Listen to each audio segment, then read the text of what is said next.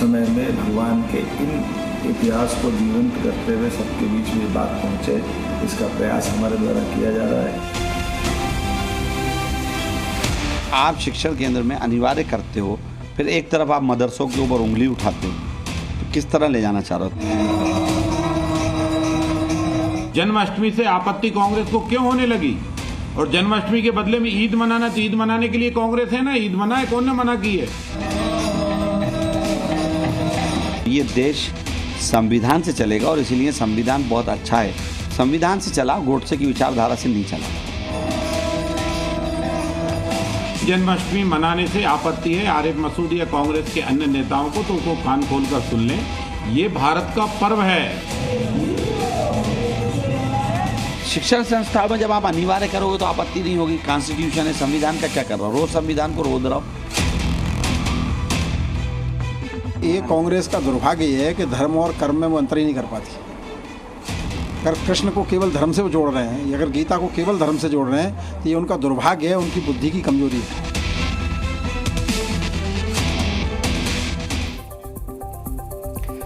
तो चलिए, आज हमारे साथ ताल ठोके में तमाम सारे मेहमान हैं, जैसे कि हमेशा होते हैं। हमारे गणमान्य मेहमानों का मैं एक परिचय करा दूं। हमारे साथ आरिफ मसूद साहब होंगे, कांग्रेस के विधायक। ब्रजगोपाल होंगे, भारतीय जनता पार्टी के प्रवक्ता। दानिश कुरैशी होंगे, प्रवक्ता MIM से। कपिल श्रीवास्तव हमारे साथ होंगे, समाजवादी पार्टी से। हमारे साथ सतीश दास होंगे, आप महंत हैं, दिगंबर अखाड़ा से। उमेशानंद महाराज जी हैं हमारे साथ, धर्मगुरु। इसके अलावा जुनैद हारिस, इस्लामिक स्कॉलर हमारे साथ हैं, और हाजी खान साहब हमारे साथ होंगे, इस्लामिक स्कॉलर। चलिए, आप सभी का मैं बहुत बहुत स्वागत करता हूं, बहुत बहुत इस्तकबाल करता हूं। ब्रजगोपाल शायद हमारे साथ जुड़ चुके हैं, भारतीय जनता पार्टी के प्रवक्ता हैं। सबसे पहले मैं उन्हीं का रुख करूंगा। ब्रजगोपाल जी, मुझे थोड़ा सा समझाने की कोशिश कीजिए कि ये किस तरीके का आदेश है मध्य प्रदेश सरकार का? अनुराग जी, आदेश बड़ा स्पष्ट है, बड़ा साफ है, कहीं कोई कंफ्यूजन नहीं कि श्री कृष्ण जन्माष्टमी को स्कूलों में उत्साहपूर्वक, उमंग पूर्वक मनाया जाएगा। और वैसे ज्यादातर में मनाया जाता था, परंतु इस बार शासन ने उसको बेहतर तरीके से मनाने का आदेश दिया है। एक बात और है, यदि कृष्ण का जन्मोत्सव ना मनाए तो किसका मनाए?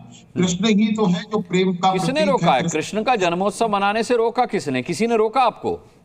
नहीं, रोका नहीं, परंतु उस पर विवाद पैदा करने की कोशिश तो की जा रही है। उन कृष्ण के जन्मोत्सव पर जो इस दुनिया में पर्सनालिटी डेवलपमेंट के सबसे बड़े आइकॉन हैं, कि कैसे एक व्यक्ति जेल में जन्म लेकर भी विश्व को सबसे बड़ा ज्ञान गीता का दे सकता है, कैसे एक व्यक्ति युद्ध को अंतिम विकल्प मानता है और शांति का प्रस्ताव पहले भेजता है। उन कृष्ण का जन्मोत्सव मनाना और उन कृष्ण से इंस्पायर होकर वो बच्चे पर्सनालिटी डेवलपमेंट कर सके, इसमें मैं समझता हूं कि ये जो निर्णय है सरकार का, ये स्वागत योग्य है। और इसमें हर बच्चे को अपनी पर्सनालिटी डेवलप करने का अवसर मिलेगा। उसमें जाति धर्म संप्रदाय नहीं होगा। आज जितने भी दुनिया भर में पर्सनालिटी डेवलपमेंट की क्लास करने वाले लोग हैं, वो सब कृष्ण को उदाहरण के स्वरूप में लेते हैं। आज दुनिया को प्रेम की आवश्यकता है, तो कृष्ण प्रेम का पर्यायवाची है, कृष्ण की सर्वाधिक आवश्यकता है। और जिस तरह युद्ध के पहले शांति होनी चाहिए, युद्ध कोई विकल्प नहीं है किसी समस्या का, जो माननीय नरेंद्र मोदी जी पूरी दुनिया में घूम घूम कर जिस ज्ञान का प्रचार कर रहे हैं, वही ज्ञान गीता से आया है, वही ज्ञान कृष्ण ने दिया है। और ये वही ज्ञान है जिसको पढ़कर, जिस गीता को पढ़कर APJ अब्दुल कलाम आलमे इस्लाम के सबसे बड़े साइंसदान बनते हैं। तो ये देश सनातन संस्कृति का है, ये देश रसखान का है, ये देश रहीम का है। रसखान तो वो व्यक्ति हुए जिन्होंने कृष्ण की भक्ति और चरित्र में ही सब कुछ लिख दिया कि यदि मुझे पशु बनना पड़े तो ब्रज में बनूंगी। सिर्फ रसखान ही कृष्ण की भक्ति करेंगे? सिर्फ अब्दुल कलाम ही नंदलाला को पढ़ेंगे? सवाल ये है कि मुस्लिम भाई जो आपके हैं वो ये सवाल उठा रहे हैं कि कृष्ण जन्माष्टमी मनाने से स्कूल में हमें आपत्ति नहीं, लेकिन ईद भी तो मना लीजिए फिर। किसने इनकार किया है? क्या मोहम्मद साहब का पाठ नहीं पढ़ रहे हैं बच्चे अपने स्कूल की शिक्षा में? परंतु कुछ लोग देश को विभाजन की ओर ले जाना चाहते हैं। ये जो विभाजनकारी मानसिकता है, ये उस मानसिकता के लोग हैं। आरिफ मसूद साहब ने जो प्रश्न उठाया है वो आपके साथ जुड़े हुए। मैं उन पर एक आरोप लगाता हूं कि कांग्रेस कार्यालय में जब सुंदरकांड का पाठ कमलनाथ जी की सरकार के दौरान हुआ था, अभी आरिफ मसूद आएंगे तब ये बात करिएगा। अभी आरिफ मसूद साहब है नहीं। था, मैं फिर से कहता हूं, इन्होंने उस पर भी ऐतराज जताया था। और हमने कब ऐतराज किया है? जहां आरिफ मसूद साहब और उनकी कांग्रेस सरकार में है, वह जो उत्सव मनाना चाहे मनाए। उससे हमें कोई ऐतराज नहीं है, परंतु प्रश्न इस बात का है यदि ये देश कृष्ण का है तो कृष्ण जन्माष्टमी इसमें मनाई जाएगी, और केवल इसलिए नहीं मनाई जाएगी कि केवल एक धार्मिक आयोजन होकर रह जाए, बल्कि इसलिए कि कृष्ण का संदेश पूरी दुनिया में जा सके, कृष्ण का पर्सनालिटी डेवलपमेंट का जो शिक्षा है वो हर बच्चे तक पहुंच सके। और मुझे लगता है कि हर व्यक्ति को इसकी आवश्यकता है, हर विद्यार्थी को आवश्यकता है कि कृष्ण जैसा विद्यार्थी, हर व्यक्ति के प्रतिनिधि यहाँ पर मौजूद हैं, मैं पूछ लेता हूँ। दानिश कुरैशी साहब, आपको कितनी आवश्यकता है ये संदेश सीखने की? एपीजे अब्दुल कलाम साहब का रेफरेंस दे रहे हैं, रसखान का रेफरेंस दे रहे हैं, तो क्या दिक्कत क्या है जन्माष्टमी से? देखिए, मुझे लगता है कि दुनिया में मतलब हिंदुस्तान की तारीख में रेफरेंस के काबिल अगर कोई चीज है तो वो है टीपू सुल्तान। टीपू सुल्तान वाहिद वो व्यक्ति हैं जिन्होंने दुनिया के अंदर में जो टेक्नोलॉजी डेवलप की, सारी दुनिया उसके लिए जानी जाती है। लेकिन सबसे पहली बात मैं आपको एक बात बता दूं कि भारतीय जनता पार्टी के प्रवक्ता जो ब्रज गोपाल जी हैं, उनसे पूछिए कि दरअसल देश में तो ये कहते हैं कि कन्हैया जी का या जन्माष्टमी का पर्व मनाए जाएंगे, लेकिन अंतरराष्ट्रीय फलक पे मोदी जी जाके कहते हैं हम बुद्ध का देश हैं। तो ये जो दोहरे मापदंड है, मैं ये कहता हूं कि उनसे कहिए ना, मोदी जी जाके अंतरराष्ट्रीय फलक पे भी कहे कि हम कन्हैया के देश के हैं, हमारी जो विरासत है वो उससे है। तो विश्व में आप जाके बुद्ध का देश है की बात करते हैं और देश में आके आप ये, तो ये जो दोहरे मापदंड की जो राजनीति भारतीय जनता पार्टी करती है, इससे प्रॉब्लम है। रह गई बात, आपको अगर मध्य प्रदेश में बनाना है जन्माष्टमी तो फिर बकरा ईद भी मनाइए, ज़िबा भी करवाइए, बकरा आप करवाइए, कब करवाएंगे? तो दिक्कत यह है कि अगर आपको आपका मजहब अगर उसकी इजाजत नहीं देता तो किसी और का मजहब इसकी इजाजत क्यों देगा भाई? ठीक है, मैं महंत सतीश दास जी को अब लाता हूं डिबेट में। महंत सतीश दास जी, आपको कितनी न्याय संगत लगती है ये बात, चाहे वो भारतीय जनता पार्टी की बात हो या फिर मुस्लिम समुदाय के नुमाइंदों की बात हो या फिर वो विपक्ष का सवाल उठाने वाली बात हो, आपको किसकी बात सबसे ज़्यादा जायज़ लगती है? देखिए, किसी भी सभ्यता समाज, उसकी पहचान उसकी संस्कृति और संस्कार होते हैं, और उन संस्कारों को शिक्षा के माध्यम से ही जागृत किया जा सकता है। बिल्कुल, भगवान योगेश्वर को किसी आप धर्म विशेष से मत जोड़िए ना। जैसे अभी इन्होंने भगवान बुद्ध की बात करी, 10 अवतारों में भगवान बुद्ध स्वयं आते हैं, लेकिन उनसे पहले भगवान श्री कृष्ण आते हैं, यो योगेश्वर कहलाए, जिन्होंने योग की रचना करी, जिन्होंने गीता दी हमें। बिल्कुल ही अगर उनकी शिक्षाओं को हम आम व्यक्ति तक पहुंचा सकेंगे तो वो मानवता के लिए भी बहुत लाभदायक है। मैं ये नहीं कह रहा कि उसको एक धर्म विशेष से जोड़िए। बड़े महापुरुषों का जन्म। महाराज जी, इस देश में मैं बड़े सम्मान के साथ कह रहा हूँ कि सिर्फ गीता नहीं है, कुरान भी है, इस देश में गुरु ग्रंथ साहिब भी है, इस देश में बाइबल भी है। तो उस पर किसी ने रोक नहीं लगाई ना प्रभु जी। किसी ने ये नहीं कहा कि आप बाइबल मत पढ़ाइए, किसी ने कहा गीता मत पढ़ाइए, सब पढ़ाते हैं और सब पढ़नी भी चाहिए। बिल्कुल ही मैं तो सहमत हूँ कि भगवान कृष्ण का जैसे जन्मोत्सव बनाया जा रहा है, तो दूसरे धर्म की अगर कुछ अच्छी शिक्षा है उसको भी सामने लेके आइए, मैं उससे बिल्कुल सहमत हूँ। जी, हाजिर खान साहब, क्यों लगता है आपको इस मसले पर राजनीति हो रही है? देखिए अनुराग जी, बात यह है कि हमारा देश मुल्क जो है 8 मज़ाहिब के मानने वाले लोग 75 साल से इस मुल्क में रह रहे हैं, बड़े प्रेम से, बड़े प्यार से, और सब अपने अपने धर्मों के एतबार से, कृष्ण की, राम की, गुरु नानक की, बौद्ध की, मोहम्मद सल्लल्लाहु अलैहि वसल्लम की, सारे लोगों की मान्यता हमेशा 75 साल से चली आ रही है। लेकिन भारतीय जनता पार्टी हिंदू मुसलमान करके, भारतीय जनता पार्टी मज़हब को सियासत में लाके, भारतीय जनता पार्टी कृष्ण जी का इस्तेमाल करके, राम का इस्तेमाल करके और बनारस के उनका इस्तेमाल करके ये देश में ऐसी अफरा तफरी पर, मैं कहता हूँ कि मज़हब के मानने वालों का काम ये होता है कि वो अपनी पूजा, अपना पाठ, अपना नमाज, अपना रोज़ा, गुरु ग्रंथ साहब अपने एतबार से, बौद्ध अपने एतबार पर, जैन अपने एतबार से, और ये इस मुल्क की खूबसूरती है कि सारे मज़ाहिब बड़े प्यार से एक दूसरे के साथ। लेकिन पिछले 10-12 साल से, 8-10 साल से आपने अनुराग जी देखा होगा कि हिंदुस्तान में ना होली मिलन हो रहा, ना दीपावली मिलन हो रहा, ना ईद मिलन हो रहा, ना बकरीद मिलन हो रहा। क्यों? क्योंकि हम लोगों के अंदर घृणा पैदा कर रहे हैं। जब हिंदुस्तान अखंड भारत था, जिसमें पाकिस्तान भी था, बांग्लादेश भी था, अफगानिस्तान भी था, हिंदुस्तान था, तब अल्लामा इकबाल ने कहा था कि सारे जहाँ से अच्छा हिंदुस्तान हमारा, हम बुलबुले हैं इसकी ये गुलसिता हमारा, मज़हब नहीं सिखाता आपस में बैर रखना, हिंदी हैं हम वतन है हिंदुस्तान हमारा। हम हिंदुस्तानी हैं और प्यार से कृष्ण की अगर भक्ति कर रहा है तो औरंगजेब ने कृष्ण को कपड़े पे भेजे, जेवर भेजे, और ये देश की एकता अखंडता के साथ है, ये देश की गंगा जमनी तहजीब के साथ है कि हम सारे मज़ाहिब के लोग, उस कृष्ण मंदिर के अंदर मैंने नमाज पढ़ी है, उसके अंदर जो पंडित जी थे उनके साथ में बैठ के मैंने तमाम बातें की। हम ये कहते हैं कि मजहब को, धर्म को सियासत में मत लाओ। सियासत नफरतों के बीच बोती है। सियासत हम अपनी सत्ता पाने के लिए, अभी आप देख रहे हैं दुनिया का जो हाल है इस वक्त, सत्ता पाने के लिए बांग्लादेश में शेख हसीना के खिलाफ बगावत हो गई, बर्मा में बगावत हो गई, लंका में बगावत हो गई, पाकिस्तान में बगावत हो गई, अफगानिस्तान में बगावत हो गई, रशिया टूट गया। ये देश देख रहा है, ये दुनिया देख रही है। नफरत से भाई अनुराग जी नफरत पैदा होती है, प्यार से। हम एक बात कहेंगे आपके माध्यम से, हमारे देश के सारे हिंदू मुसलमान, हिंदू बड़े भाई हैं और मुसलमान हम छोटे भाई हैं, कि करो मेहरबानी तुम अहले ज़मी पर, खुदा मेहरबान होगा अर्शे बरी पर। तुम्हें हिंदू और मुसलमान सिख ईसाई नहीं देखना है। हमारे पिताजी कहा करते थे प्रिंसिपल 38 साल कि तुम अपनी ज़ात से, अपने कलम से, अपने चलने से, अपने पैसे से किसी की भी मदद करो मानवता के एतबार से, चाहे वो किसी मजहब का मानने वाला हो, वो तुम्हें कुछ नहीं दे, उसकी आत्माएं तुम्हें दुआ देंगी। ये देश का प्रेम और भाईचारा था, इसको तोड़ा जा रहा है। ठीक है, इसको तोड़ा जा रहा है। कपिश श्रीवास्तव को लाते हैं, समाजवादी पार्टी से हमारे साथ स्पोक्स पर्सन मौजूद हैं। कपिश जी, क्यों लगता है कि विचारधारा से चल रहा है ये देश, संविधान से नहीं चल रहा? दिक्कत कहाँ है? अभी आज़िज़ खान साहब ने कहा, देखिए कि सर्वधर्म सद्भाव का ये देश है, ये वसुदैव कुटुंबकम का देश है, तो फिर यहाँ जब किसी को किसी चीज़ से आपत्ति नहीं है तो इस पर राजनीति कौन कर रहा है? क्या धर्म विशेष के लोग राजनीति कर रहे हैं या राजनीतिक पार्टियां इस पर राजनीति कर रही हैं? देखिए, राजनीतिक पार्टियां तो राजनीति के लिए ही बनी है, लेकिन सकारात्मक राजनीति होनी चाहिए जिससे देश को कुछ प्राप्त हो सके, जिससे हमारा देश विश्व के फलक पर वास्तव में विश्व गुरु बन सके, केवल कथनी में ना रहे।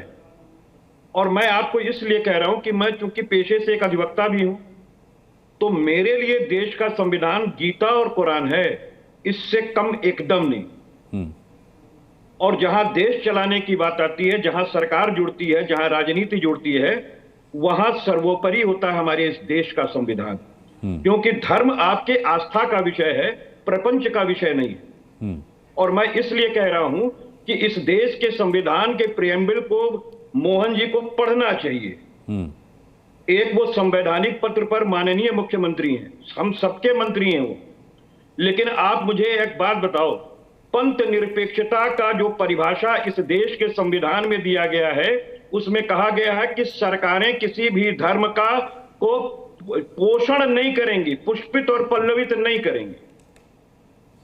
शिक्षालय है, चिकित्सालय है, इनको उसके हिसाब से रखने दो, उसको अपनी राजनीति के बवंडर में मत लाओ। और साथ में मैं ये भी आपको कहना चाहता हूं कि कृष्ण जी की जन्माष्टमी ऐसा नहीं है कि ये पहली बार किसी स्कूल में मनाई जाने वाली है, ऐसा नहीं है। दुर्गा पूजा क्या है, हम लोग आज से मना रहे हैं स्कूलों में, लेकिन वो सरकार के आदेश पर स्कूल का प्रशासन नहीं मनाता है। वो हमारे आप जैसे लोग उनका प्रांगण लेते हैं, बाकायदा उसमें मंच बनता है और उसमें दुर्गा जी की प्रतिमा स्थापित की जाती है, सरस्वती जी की प्रतिमा स्थापित की जाती है, अन्य भी धर्म के चीजें होती हैं, ऐसा नहीं है कि नहीं होती हैं। बाकायदा बुकिंग कराता है आदमी उसी प्रांगण को, तो वहां तक तो समझ में आता है। लेकिन अगर इसको राजनीति के लिए इस्तेमाल किया जाएगा, राधे कृष्ण ने कभी नहीं इस बात को कहा कि हमारा इस्तेमाल ऐसी राजनीति के लिए करना जिसमें वोटों का ध्रुवीकरण हो। हमें सिर्फ ये बता दें कि देश के संविधान के अंदर जब हमारे प्रियम्बल में पंथ निरपेक्षता है, जिसका अभिप्राय और जिसकी परिभाषा उसी संविधान में निहित है, जिसमें स्पष्ट रूप से ये बात है कि सरकार किसी भी धर्म का जो है वो पुष्पित और पल्लवित और पोषण नहीं करेगी। ये काम उस धर्म के धर्मावलंबियों का है और वो अपने में पुनर्जागरण भी कर सकते हैं। तो मैं तो ये कह रहा हूं कि इससे बचना चाहिए। और अगर आपको लगता है कि ये बहुत जरूरी पार्ट है, हमको गैर संवैधानिक मंसूबों को राजनीति के लिए करना है, तो हमारे ही इस देश में अल्पसंख्यक, चाहे जैन हो, चाहे बौद्ध हो, चाहे क्रिश्चियन हो, चाहे मुस्लिम्स हो, सबके पर्व को एंजॉय करो। इससे बड़ी और अच्छी बात क्या हो सकती है? यही धर्म है और यही हमारा सनातन समझाता है कि विश्व ही हमारा अपना है और विश्व कल्याण की भावना होनी चाहिए। ठीक है कपिश जी। उमेशानंद जी महाराज, ठीक है, बड़ी अच्छी बात हाजी खान साहब ने भी कही, बड़ी अच्छी बात कपिल श्रीवास्तव ने भी कही, लेकिन आपको नहीं लगता कि स्कूल्स को राजनीति से और स्कूल्स को धर्म से अलग रखना चाहिए? एक तरफ हम कहते हैं कि मदरसों में धर्म नहीं पढ़ाया जाना चाहिए, सिर्फ धर्म नहीं पढ़ाया जाना चाहिए, सिर्फ कट्टरता नहीं पढ़ाई जानी चाहिए, है ना, वहाँ पर सर्वांगीण विकास की बातें होनी चाहिए, और एक तरफ हम स्कूल में जन्माष्टमी मना रहे हैं। कितना उचित मानते हैं आप इसे? देखिए, बड़ा महत्वपूर्ण प्रश्न है कि विद्यालयों के अंदर कोई धार्मिक शिक्षा नहीं होनी चाहिए, लेकिन हम उसके एक और अंदर जाने का प्रयास करते हैं। आज एक सरकार ने ये बोला है कि विद्यालयों में ये कार्यक्रम होना चाहिए, लेकिन इस आदेश से पूर्व भी हम लोगों ने देखा, हम भी विद्यालयों में पढ़ते थे कि गणेश चतुर्थी हो या दीपावली का त्यौहार हो, होली का त्यौहार हो, वहाँ मनाया जाता था और आज भी मनाया जाता है, उसमें कोई कंट्रोवर्सीज नहीं होती थी। यहाँ केवल एक इतना अंतर है कि एक सरकार है, एक राज्य विशेष की सरकार है और उसने उसको आदेश दिया है, तो निश्चित तौर पर क्या होना था, अन्य पॉलिटिकल पार्टीज को इसको विषय बनाना था और वो बन गया। पहले भी विषय बन सकता था, लेकिन एक राजनीतिक पार्टी ने आदेश पारित किया है तो अन्य पार्टियों ने उस विषय को पकड़ लिया है, लेकिन आदेश से पूर्व भी होता रहा। एक चीज मैं आपको बोलता हूं, श्री कृष्ण भगवान को जो गीता का प्रवचन आपने दिया, उनकी शिक्षा पद्धति को भारत ही नहीं संपूर्ण संसार स्वीकार करता है। कहते हैं कि गीता विश्व का एक बहुत बड़ा एक मैनेजमेंट ग्रंथ है कि मैनेजमेंट की अगर शिक्षा प्राप्त करनी है, बड़ी बड़ी मल्टीनेशनल कंपनीज के अंदर आज उसका अध्ययन किया जाता है। विदेशों में हम जानते हैं कि हरे राम हरे कृष्णा का जितना प्रचार हुआ है। एक बात और मैं कहना चाहता हूं कि आप लोग देखिए कि दिल्ली सरकार में, दिल्ली की एक बात बोलता हूं, दिल्ली सरकार के जो विद्यालय हैं, ऐसी जानकारी मेरे पास भी आई और मैंने उसका अध्ययन भी किया कि जब शुक्रवार जुम्मा होता है तो जो मुस्लिम छात्र होते हैं वो एक एप्लीकेशन लिखते हैं कि हमको नमाज के लिए इतने समय के बीच में छुट्टी चाहिए। ये आदेश आया होगा ताकि बालकों को प्रेरित और वो जाने लगे, तो स्कूल प्रशासन उनको परमिशन देने लगा। और अंतिम चीज जो सबसे महत्वपूर्ण है कि देखिए, अगर स्कूलों के अंदर श्री कृष्ण भगवान, देखिए, एक तो समाजवादी पार्टी ने कहा कि धर्म आस्था का केंद्र है, जो प्रवक्ता ने बोला कोई प्रपंच नहीं करना चाहिए। श्री कृष्ण भगवान का अगर कोई बालक बालिका उसकी वेशभूषा को धारण कर आता है और उसको स्कूल में मनाया जाता है, तो पहली बात तो ये कोई प्रपंच नहीं है। और अंतिम महत्वपूर्ण बात यह है, आज हमारे भारत के अंदर मुसलमानों की बहुत बड़ी आबादी है और वो लोग नमाज पढ़ते हैं, हम उनका सम्मान करते हैं, करना भी चाहिए। मदरसों में दीन की शिक्षा दी जाती है, होनी चाहिए।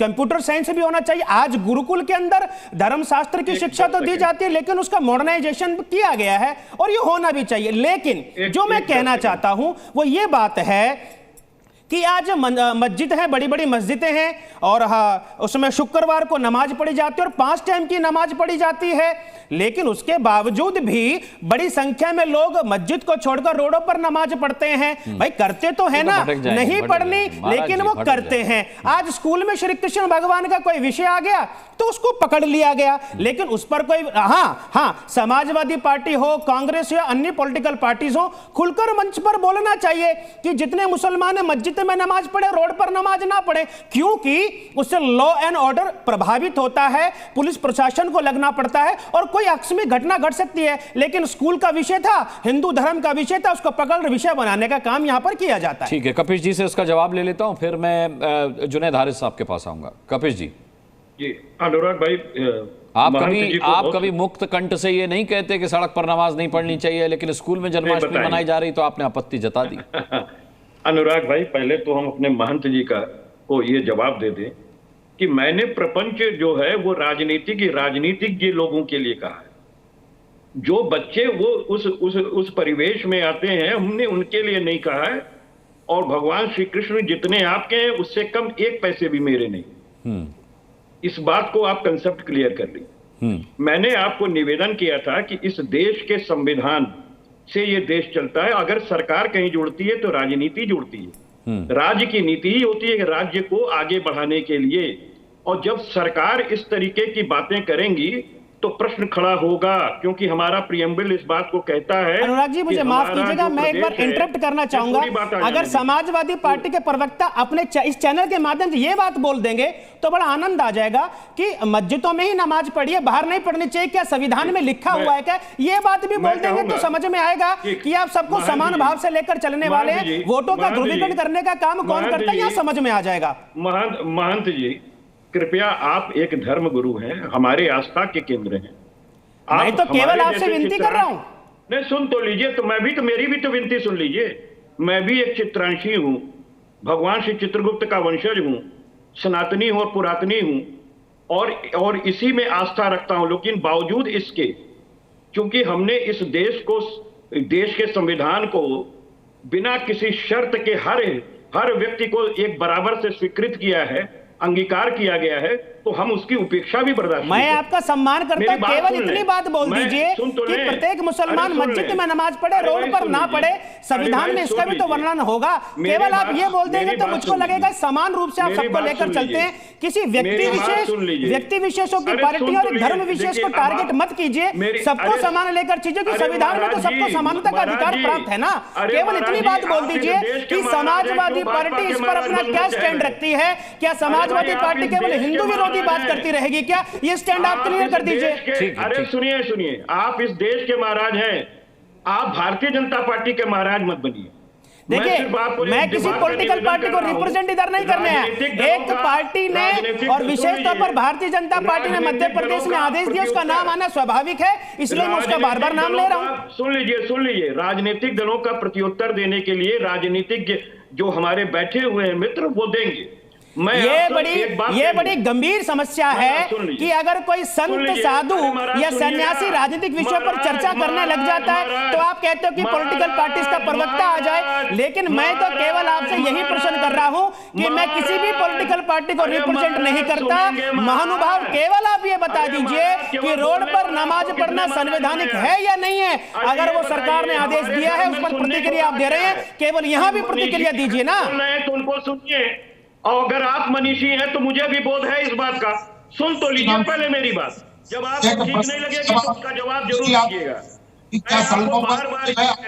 बार बार ये कह रहा हूं कि आप मुझे बताइए कि संविधान के किस अनुच्छेद के अंदर ये लिखा हुआ है कि रोड पर नमाज पढ़नी चाहिए, नहीं पढ़नी चाहिए। उस पर आप कुछ भी नहीं बोल रहे हो, उस पर आप बोलना नहीं चाहते हो, उस पर बिल्कुल भी नहीं बोलोगे आप लोग। अनुराग जी, ठीक है, मैं लाता हूं। अनुराग जी, जिस संविधान की लोग बात करते हैं, उसी संविधान में जो संशोधन किए गए धर्म विशेष को लाभ पहुंचाने के लिए, जिसमें एक शब्द डाला गया धर्मनिरपेक्ष, उसके पश्चात उसी धर्म विशेष को लाभ पहुंचाने के लिए, उसको खुश करने के लिए ये लोग अलग से एक उनके लिए लॉ लेके आते हैं। एक एक करके बोलिएगा, क्योंकि हमारे कई मेहमान स्काइप पर हैं, तो फिर अगर दो लोग एक साथ बोलेंगे तो आवाज़ ठीक से जाएगी नहीं। मैं जुनैद हारिस साहब को, जो कि इस्लामिक स्कॉलर हैं, इस डिबेट में लाना चाहता हूं। जुनैद हारिस साहब, जब एक धर्म विशेष का आदेश, धर्म विशेष को लेकर के किसी सरकार का आदेश हुआ तो हमने कह दिया विचारधारा से देश नहीं चलेगा, संविधान से देश चलेगा।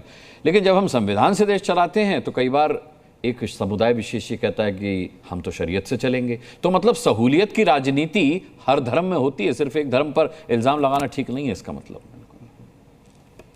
देखिए, जब हमारा मुल्क आज़ाद हुआ और हमारा संविधान तैयार हो गया, उसमें ये रेखांकित भी हो गया कि कितना धर्म और कितना संविधान। जाहिर सी बात थी कि संविधान सर्वश्रेष्ठ है और धर्म को हम अपने तौर पर फॉलो करते हैं और इस हद तक फॉलो करते हैं कि दूसरों को प्रॉब्लम नहीं हो, उसकी इजाज़त होती है। अब जो धर्म क्रियाकलाप से संबंधित चीज़ें हैं उस पर हस्तक्षेप होता है, तो ऐसी सूरत में मैं मुसलमानों की सिर्फ बात नहीं कर रहा हूँ, किसी भी धर्म के अंदर हो तो जाहिर सी बात है कि उसके लोग हंगामा करेंगे, कहेंगे कि भाई ये संविधान का विषय नहीं है, ये धर्म विशेष का विषय है, इस वजह से उसको रहने दिया जाए। लेकिन सर्वश्रेष्ठ नो डाउट कि हमारा संविधान है। और एक चीज़ कि किसी भी कल्चर को किसी भी कल्चर के ऊपर नहीं किया जा सकता है, सबको समान ही रखा जाएगा।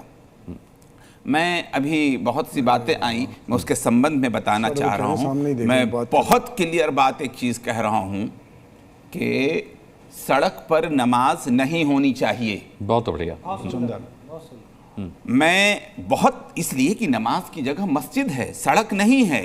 अब फ्राइडे को भीड़ इतनी ज़्यादा हो जाती है कि मस्जिदों में जगह नहीं होती है, सड़क पर लोग आ जाते हैं। मैं कहता हूं कि नहीं आए, दोबारा मस्जिदों में नमाज पढ़ ले जाएं। और एक और मैं गवर्नमेंट से भी रिक्वेस्ट करना चाहता हूं कि बहुत सी मस्जिदें बंद हैं, उन मस्जिदों में अनुमति होनी चाहिए नमाज पढ़ने की कि लोग सड़क पर नहीं आए। और एक चीज़ मैं बहुत क्लियरली कहना चाहता हूं कि हमारा मुल्क कृषि प्रधान ही सिर्फ नहीं है, बल्कि धर्म प्रधान समाज है, धर्म प्रधान देश है, जहां पर हम धर्म से ऊर्जा लेते हैं, जहां से हम ताकत हासिल करते हैं और मुल्क की तामीर में उसको लगाते हैं।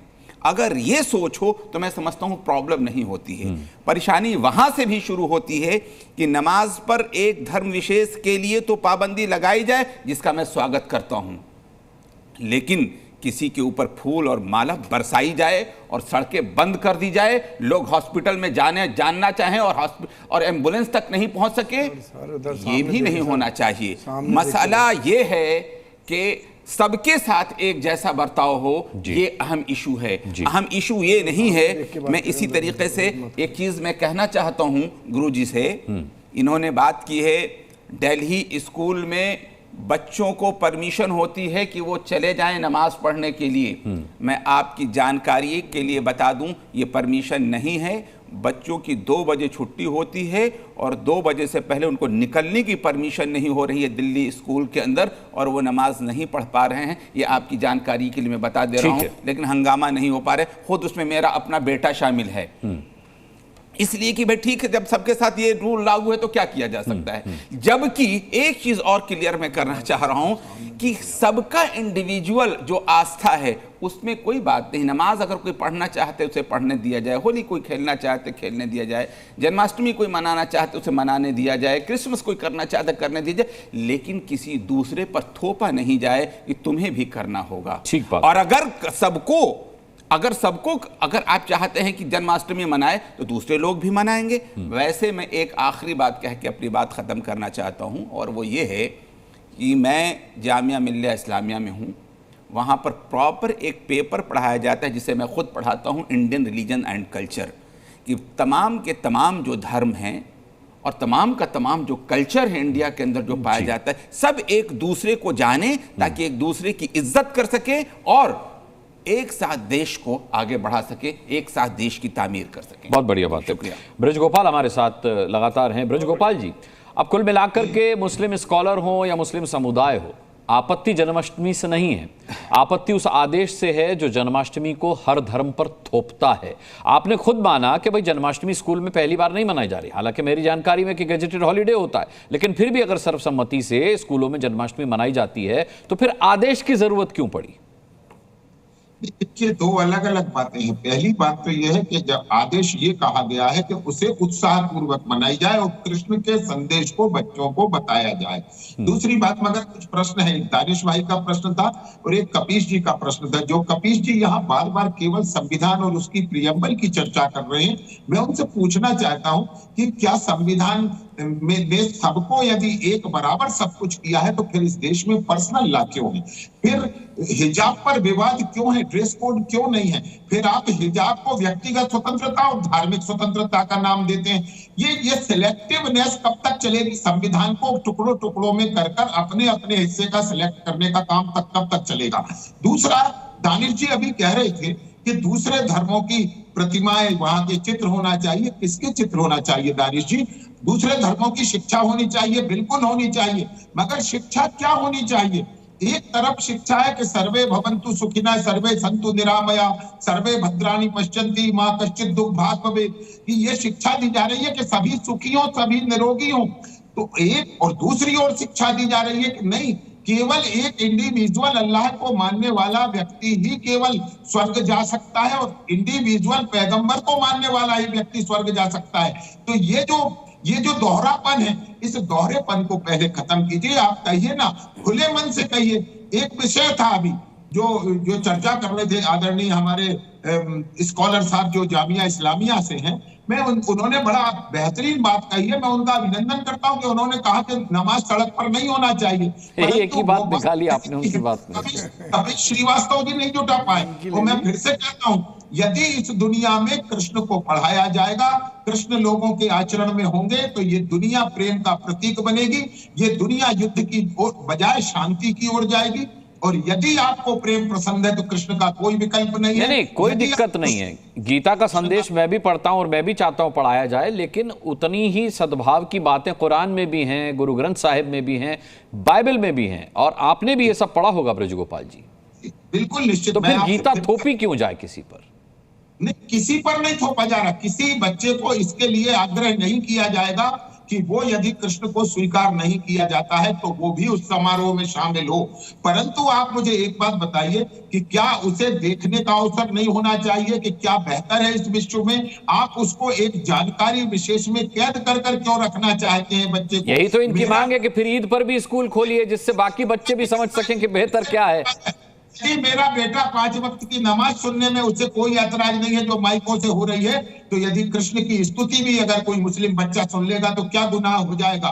वो सिलेक्ट उसे करने दीजिए कि कौन सा धर्म उसके लिए बेहतर है, परंतु नहीं उसको कैद करने की जो योजना है कि वो कहीं ऐसा ना हो कि विज्ञान सीख जाए, कहीं ऐसा ना हो कि वो खुले विचारों की आजादी में आ जाए। और ये जो रोकने का प्रयास है, ये प्रयास हमेशा लोग जारी रखेंगे। चाहे तलाक का मामला हो तो भी विरोध करना है, तब संविधान ध्यान में नहीं रहेगा। ठीक है। चाहे 200 रुपए का 200 रुपए का मुआवजा देना हो तो संविधान की चर्चा नहीं करेंगे, फिर पर्सनल लॉ की चर्चा करेंगे। ये जो दोहरा चरित्र है, इसे छोड़ना। पहले कपिश जी से जवाब ले लेता हूं आपके सवाल का, फिर हाजिर खान साहब भी बोलना चाह रहे हैं, जुनैद हारिस भी बोलना चाह रहे हैं और उमेशानंद जी भी बोलना चाह रहे हैं। मैं बारी बारी से सबको मौका देता हूं। मैं सबसे पहले आपसे निवेदन कर रहा हूं, कपिश जी जवाब दें। अनुराग भाई, सबसे पहले हम इस अपने मित्र गोपाल जी से पूछते हैं कि क्या इस देश का संविधान आपने पढ़ा है? अगर आपने पढ़ा है तो सिर्फ हमें इतना बता दीजिए कि कितने अनुच्छेद हैं, कितनी अनुसूचियां हैं, कितने भाग हैं, कितने प्रतिभाग हैं। अगर आपने ये जवाब दे दिया मुझे, सुन लीजिए, तो आपको फिर आर्टिकल समझाना मेरे लिए आसान हो जाएगा। चोरी में शामिल करके क्या वो भी पढ़ दूं? क्या वो भी पढ़ दूं कि किस तरह 1967 में उसके प्रियम्बल बदलने की कोशिश हुई? उसके प्रियम्बल में कब लिखा था? 1947।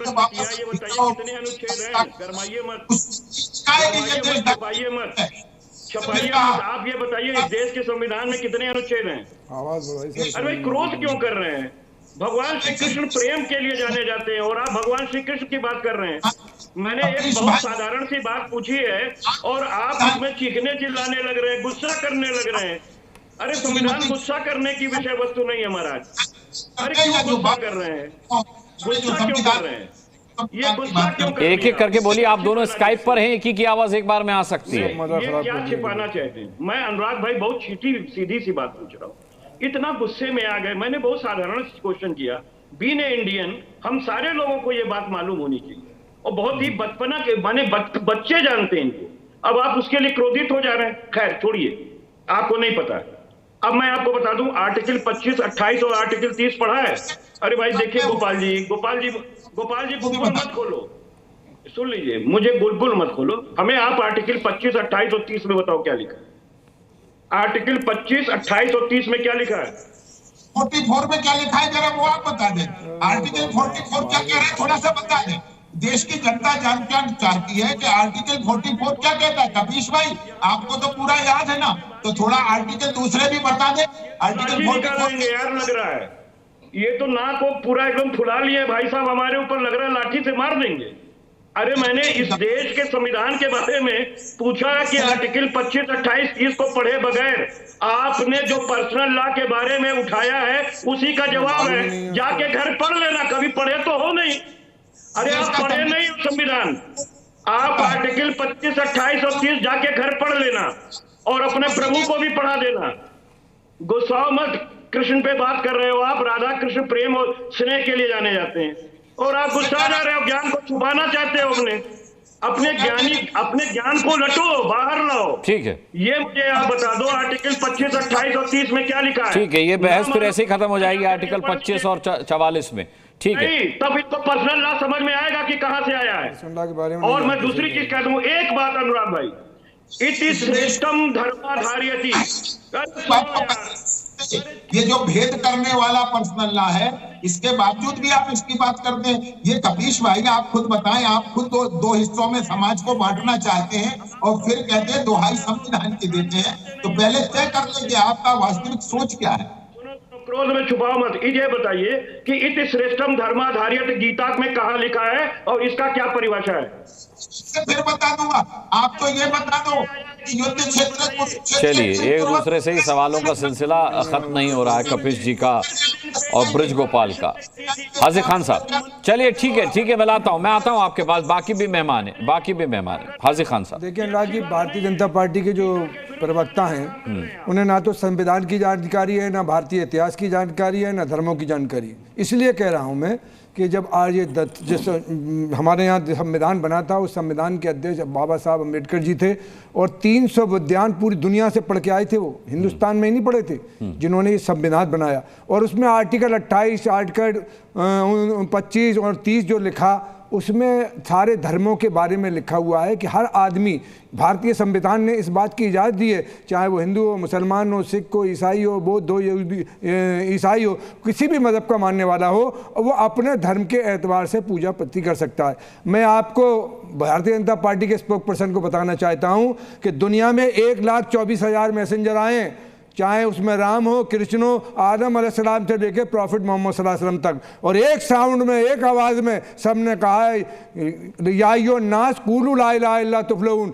ए लोगों कलमा पढ़ लो। हम ये कहते हैं मज़हब आपका आपके एतबार से अच्छा है, हमारा हमारे एतबार से अच्छा है, जैनों का जैन के एतबार से अच्छा है, बौद्ध का बौद्ध के एतबार से अच्छा है, सरदारों का सरदार के एतबार से अच्छा है, कृष्णों का कृष्ण के एतबार से। लेकिन धर्म को राजनीति से मत जोड़िए। आप उसमें आप जन्माष्टमी मनाइए कृष्ण की, वो हिंदुस्तान में नहीं बनेगी तो कहाँ बनेगी, लेकिन उसको सियासी मोड़ मत दीजिए। सियासत जब करोगे तो आप पर सवाल उठेगा, क्योंकि भारतीय जनता पार्टी के पास करने के लिए कुछ नहीं है, धार्मिक भावनाएं भड़का के देश में हुकूमत करना चाहती है। हम ये कहेंगे, एक मिनट सर, कि हमारे हिंदू भाई बड़े भाई हैं, लहू का रंग हल्का और गहरा हो भी सकता है, मगर ये एक जैसे हैं तेरे आंसू में। भारत में रहने वाले 97% मुसलमान हिंदुओं से कन्वर्टेड है। इसलिए आप इस तरह की बात करके देश में नफरत नहीं पैदा कीजिए, देश में भाईचारे की बात कीजिए। आप सरकार में हैं और सरकार की जिम्मेदारी बनती है, सरकार में आप मध्य प्रदेश में भी हैं, हिंदुस्तान में भी हैं, यूपी में भी हैं, तो सरकारों की जिम्मेदारी बनती है कि हमारे राष्ट्र का एक एक नागरिक जो देश का हमारे राष्ट्र में रहने वाला है, उसकी सुविधाओं के लिए, उसकी आसानियों के लिए काम किया जाए। ठीक है अनुराग, एक जरा सा ब्रज गोपाल जी छोटा सा प्रश्न है। जो यहाँ कह रहे हैं कि बाबा साहब भीमराव अंबेडकर ने हमें अनुच्छेद 25 और 28 दिया है, उन्होंने अनुसूची में SC और ST को आरक्षण भी दिया है उसी संविधान में, उन्हीं बाबा साहब ने। मैं पूछ रहा हूँ इनसे कि जामिया इस्लामिया में और अलीगढ़ मुस्लिम यूनिवर्सिटी में वो क्यों लागू नहीं है? थोड़ा सा उस पर प्रकाश डाल देते। बाबा साहब मुरली मनोहर जोशी जी करके गए हैं, मुरली मनोहर जामिया माइनॉरिटी करेक्टर मुरली मनोहर ने दिया है, लखनऊ उर्दू यूनिवर्सिटी को मुरली मनोहर भारतीय जनता पार्टी ने दिया है। उनसे पूछिए कि उन्होंने इसमें आरक्षण क्यों नहीं दिया। हमने थोड़ी मना किया, हिंदुस्तान की एजुकेशन मिनिस्ट्री के मातहत है, अलीगढ़ यूनिवर्सिटी भी, जामिया भी, हमदर्द भी, और हैदराबाद की यूनिवर्सिटी भी, और लखनऊ की यूनिवर्सिटी। तो ये सरकारें चलाती हैं, सरकारों की। हम नहीं दे रहे किसी को आरक्षण, हम नहीं छीनना किसी का आरक्षण, मुसलमानों को आरक्षण नहीं दिया। ठीक है, आसिक जी सुन लीजिए, हाजी जी सुन लीजिए, अब सुनिए ब्रज गोपाल जी। बंगाल में दिया है अनुराग जी, छोटा सा कहना है कि संविधान को जामिया इस्लामिया में मानिए, अलीगढ़ मुस्लिम यूनिवर्सिटी में भी मानिए, संविधान को मानिए तो हर जगह तो मानिए, केवल आर्टिकल 25 मानिए। HRD मिनिस्टर के मातहत में है अलीगढ़ भी, जामिया भी, और कोई सारी यूनिवर्सिटी। आपको ये जानकारी नहीं है, राष्ट्रीय सरकार की है, किसी मुसलमान की थोड़ी है। कमाल की बात जामिया इस्लामिया, इसलिए उत्तर देंगे तो ज्यादा बेहतर रहेगा। ठीक है, उमेशानंद महाराज जी हंस रहे हैं, क्यों महाराज जी? देखिए, जहां जहां मुसलमानों के अधिकारों की चर्चा आती है तो संविधान याद आने लगता है, और जहां जहां हिंदू अपने एकाधिकार की बात करता है तो संविधान खतरे में पड़ जाता है। बड़ी विडंबना की स्थिति है। जहां तक जामिया की और अलीगढ़ मुस्लिम विश्वविद्यालय की बात हुई है, अरे आपने कहा मुरली मनोहर जोशी जी उस समय ये कर गए, अरे मुरली मनोहर जोशी जी क्या भाई संविधान है क्या? चलो उस समय कोई गलती होगी, लेकिन वर्तमान के अंदर जो आज का समय है तो उसको ठीक कर ले। अगर उनकी गलती थी तो उसको ठीक करने का समय आ गया है, वहां ठीक कर वहां आरक्षण को लागू करना चाहिए। आप देखो, आप मुझे बोलने दीजिए, आप मुझे बोलने दीजिए, बीच में टोका नहीं। तो उसको ठीक करने का समय, उसको ठीक करना चाहिए आप लोगों को। लेकिन एक बड़ी अच्छी बात है इस चैनल के अंदर जो चल रही है कि जहां हिंदू मताधिकार की बात आती है, अगर हिंदू अपने मताधिकार की बात करता है तो संघर्ष की स्थिति आ जाती है। भारत के अंदर मैं इस टीवी चैनल के माध्यम से मुस्लिम स्कॉलर्स हैं, उनसे एक चीज पूछता हूं, जो ट्रिपल तलाक है, यूनिफॉर्म सिविल कोड है, समान आचार संहिता जो सब पर लागू होगा, क्या यहां पर जो ये मुस्लिम स्कॉलर्स बैठे हैं, ट्रिपल तलाक का विषय हो गया, यूनिफॉर्म सिविल कोड का विषय होगा? क्यों बोल रहा हूं कि वर्तमान परिस्थिति के अंदर आधुनिक युग में लगातार जनसंख्या, सुनिए मौलाना आप बोलिएगा, लगातार जनसंख्या के बढ़ते और संसाधनों के अभाव में, देखिए बात हिंदू पर भी इंप्लीमेंट होती है, अन्य धर्मों पर भी इंप्लीमेंट होती है, लेकिन क्या Muslim scholars uniform civil code जो कोड है, जो कानून है, और ट्रिपल तलाक के विषय पर क्या विचार रखते हैं, उस पर रखना चाहिए। मुझे लगता है अपना समर्थन दीजिए आप। दानिश कुरैशी साहब जी, देखिए सबसे पहले मैं आपको जवाब दूं, चाहे अलीगढ़ मुस्लिम यूनिवर्सिटी हो, चाहे जामिया हो, चाहे और तमाम जितने भी इदारे हैं, ये मुसलमानों के पर्सनल इदारे हैं जिसकी कॉन्स्टिट्यूशनल इजाजत देता है, इसलिए वहां पर नहीं है। सबसे पहले यहाँ पे पर्सनल बात आ गई, यहाँ पर पर्सनल बात आ जाती है आप लोगों की। जब मुसलमानों के एकाधिकार की बात आती है तो मेरी पर्सनल संपत्ति हो गई, अब संविधान जीरो हो गया, अब संविधान जीरो हो गया। दानिश कुरैशी को सुनिए भैया, दो की बातें करते हैं। मैं आपको अपना दर्ज कराने का मौका दूंगा। संविधान ने अब ये इनकी पर्सनल प्रॉपर्टी हो जाती है। अरे दानिश कुरैशी को पूरा सुन तो लीजिए पहले। दानिश जी बोलिए। अब सवाल आगे ये खड़ा है कि हमारे पैनलिस्ट ये कहते हैं कि देश की संस्कृति क्या है पता है आपको? इस देश में संविधान लागू हुआ, उससे पहले एससी और एसटी जुल्म का शिकार थे। बाबा साहब के संविधान ने इस देश में एससी और एसटी और तमाम लोगों को समानता दी। अरे जब देश का संविधान बना, जब देश का संविधान बना तो प्रस्तावना बनी थी, लेकिन वर्तमान में जो प्रस्तावना बनी थी और आज की जो वर्तमान प्रस्तावना से परिवर्तन क्यों किया गया, इसका जवाब आप लोगों को देना चाहिए। क्या मुसलमानों को बेनिफिट देने के लिए किया गया? एक वोट बैंक की पॉलिटिक्स थी, एक पार्टी विशेष ने अपने मताधिकार को लाभ किस प्रकार प्राप्त किया जाए, हिंदुओं में हीनता की भावना प्रकट करने के लिए। अरे कैसी बात करते हो आप लोग? कुपित ना होइए महाराज जी, कुपित ना होइए। मैं कह रहा हूं कि एक गेस्ट की बात खत्म हो जाने दीजिए, आपकी बारी है। जी जो ये बात कह रहे हैं कि दलितों को जो अधिकार संविधान के बाद मिला, वो ये जानते नहीं कि भगवान श्री राम के समय से ही दलितों को और हमारे आदिवासियों को भगवान श्री राम ने उनको अधिकार दिलाए। किस बात की बात करते हैं? संस्कृति संस्कारों से आते हैं। एक षड्यंत्र के तहत हमारे बीच में जातिवाद का भेद डाला गया। ठीक है दानिश जी को बात पूरी कर लेने दीजिए। जुनैद हारिस जी को मिलाना मुझे। हाँ, ये जो वर्तमान सरकार बैठी है, ये उनका हक छीनना चाहती है, और अभी ये बात करें दानिश कुरैशी साहब का लिंक फेल हो गया है। जी जुनैद हारिस साहब, बंद होगा। एक सवाल ये कर रहे हैं, आपका कैमरा वो है कैम नंबर 1 में देख के बोलिए सर, जिससे आप मुखातिब होंगे पूरे देश से। ठीक है, खराब हो जाए। सवाल जो अभी इन्होंने किया है, इनको लगता है उमेशानंद महाराज जी जी जी बोलिए। सवाल इन्होंने ये किया है यूसीसी के सिलसिले में कि वहाँ पर मुसलमान इसको नहीं मानते। मैं आपको बहुत क्लियर लफ्ज़ों में ये बात मैं कहना चाहता हूँ कि यूसीसी का पहला स्वरूप जो हमारे सामने आया है वो उत्तराखंड में लागू हुआ है। मैं आपको बताना चाहता हूं कि मैं वेलकम करता हूं यूसीसी को कि एक मुल्क और एक कानून, बहुत अच्छी बात है।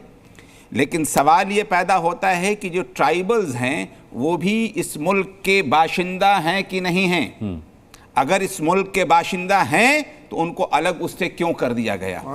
मुसलमानों का तो एक पूरा एक परंपरा है, इस्लामी एक परंपरा है कि कैसे क्या करना है क्या नहीं करना है। लेकिन इसके बावजूद मैं कहता हूं कि मैं वेलकम कहता हूं कि अगर एक मुल्क के कानून की बात कर, मैं बिल्कुल मुखालफत नहीं करता यूसीसी की, लेकिन सबके लिए लागू हो। दलितों के लिए आप इनके लिए, ट्राइबल्स के लिए अगर आप उसको निकालने की बात कर रहे हैं तो हम इसके लिए फिर हम मुखालफत कर रहे हैं कि आप ऐसा क्यों कर रहे हैं कि किसी को कम हिंदुस्तानी, किसी को ज्यादा हिंदुस्तानी, किसी को कुछ हिंदुस्तानी। एक चीज ट्रिपल तलाक पर आपने सवाल किया, मैं उसके बारे में भी एक चीज कहना चाहता हूं।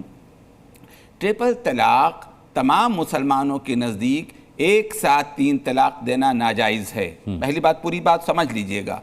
मुसलमानों का जो इंटरनल मतभेद था वो सिर्फ ये था कि नाजायज होने के बाद भी लागू होगा कि नहीं। कुछ मानते थे कि लागू होगा, कुछ नहीं मानते कि नहीं लागू होगा। मैं ये कहता हूं बड़े खुले लफ्जों में कि जो एक साथ 3 तलाक देता है उसको सजा मिलनी चाहिए। जी ठीक है। ये तो हम खुद, ये हमारे यहाँ पहले से परंपरा चली आ रही है। ये डिबेट भटक जाएगी ऐसे। मैं आसिफ खान साहब एक सवाल आपसे, तो जन्माष्टमी, स्कूल में जन्माष्टमी मनाए जाने पर आपत्ति है, हाँ या ना? देखिए, हमारे देश के किसी मुसलमान ने अब तक कोई इस पर ऐतराज नहीं किया। ठीक है, लेकिन ये सरकार अपने तरीके से करना चाह रही है। ये एक नई परंपरा डाल रही है आने वाले भविष्य में। जन्माष्टमी मनाए जाने पर आपत्ति है या नहीं? जन्माष्टमी अगर मनाया जाएगा तो सारे त्यौहार मनाए जाएं, और अगर सारे त्यौहार नहीं मनाए जा रहे हैं, उमेश आनंद महाराज जी, स्कूलों में ईद मनाए जाने पर कोई आपत्ति है या नहीं? अरे मिठाई बांटिए, सबको आनंद कीजिए, गले लगाइए, किसी चीज का कोई प्रतिबंध नहीं है। हम तो बिल्कुल समर्थन करते हैं आप लोगों का। सतीश जी, आपत्ति है या नहीं? मैंने प्रथम वक्तव्य में कहा कि जो अच्छी बातें हैं वो समानता के साथ बस यही है हमारा संदेश भी, कि जिस धर्म में जो अच्छा है उसे प्रचारित और प्रसारित किया जाना चाहिए।